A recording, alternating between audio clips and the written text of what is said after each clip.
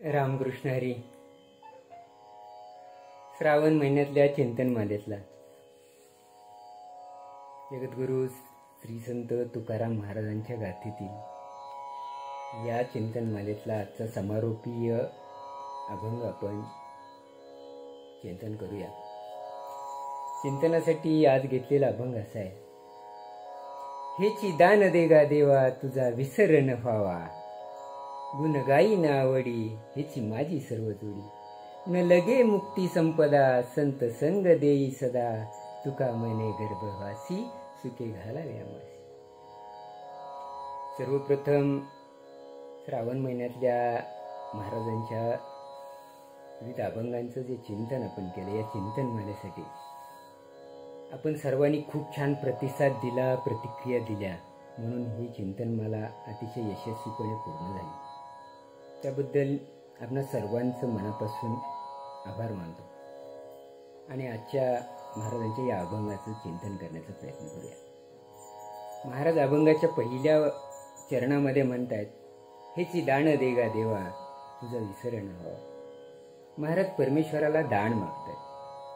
दानामध्ये महाराज काय मागतायत, तर महाराज म्हणतायत की तुझा विसर आम्हाला पडू देऊ नको. हे परमेश्वरा, आम्हाला हेच दान दे की तुझा विसर पडू देऊ नको. दानामध्ये आणखी काही गोष्टी मागताना महाराज पुढे म्हणतायत, गुण गाई नावडी हेची माझी सर्व जोडी.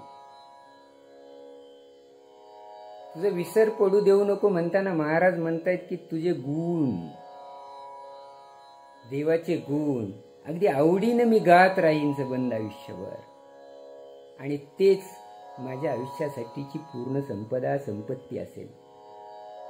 पुढे महाराज म्हणतायत, न लगे मुक्ती संपदा. परमार्थाचा परमोच्च मागणं जे असतं ते असतं मोक्ष, मुक्ती, जन्म मरणातून सुटका. पण महाराज इथं म्हणतात की मला मोक्ष नको आहे आणि संपत्ती पण नको आहे. परमेश्वराला काय मागावं म्हणताना महाराज बघा, महाराजांकडून या गोष्टी आपल्याला इथंच सांगितलेल्या आहेत.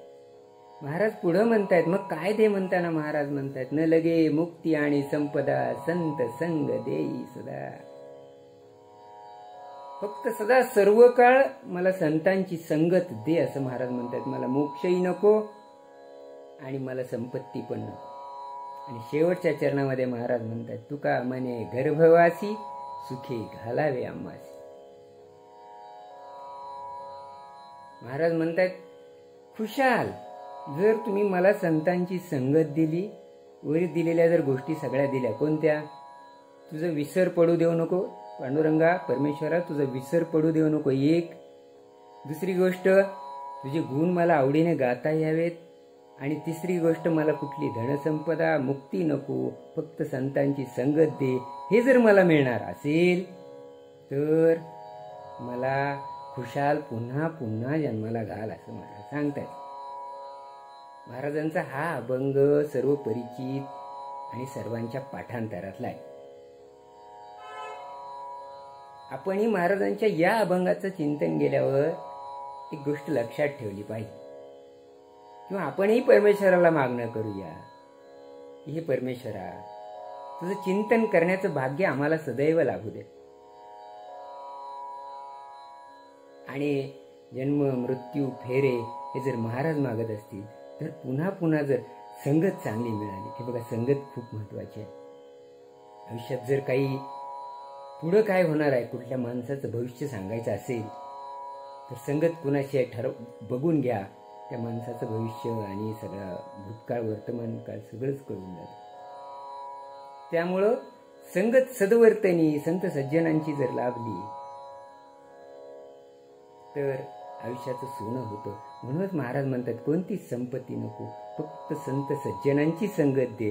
आपण ही तशाच पद्धतीची प्रार्थना परमेश्वराच्या चरणी करूया आणि या चिंतनमालेची आणि आजच्या अभंगाची सांगता करूया.